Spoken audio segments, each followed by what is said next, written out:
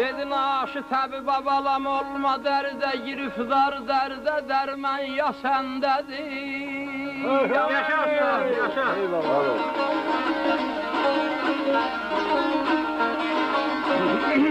Aşı hürriyer yamende, gözüm kaldı yamende, büllür fadında hamayl gördümler, üstünden şövk düşür yamende. Dedim ey dilberim kalmışam yamende, dedi taksir ya sendedir.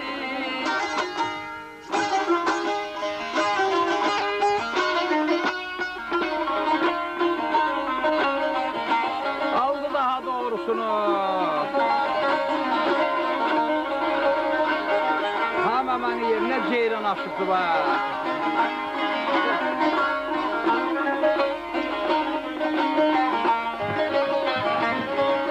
Seyrabalan ismini şeriflen eller eylerem beyan mindim ummusin yazılıp daldala.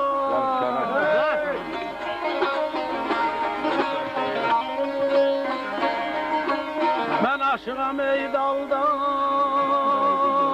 la baygu gezer dalda, la nasılıp yakan bendi şey turuncun dalda. Yaşa şair, yaşa.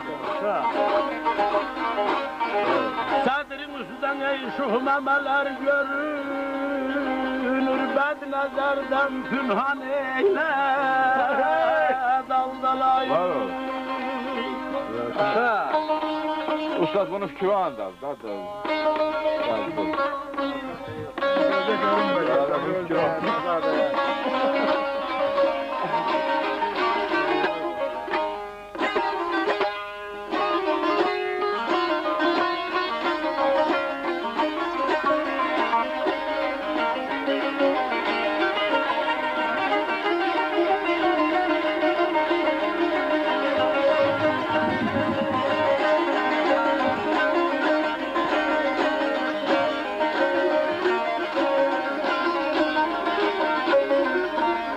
Senin olsun aşık, kort tadı, ağzın kort tadı.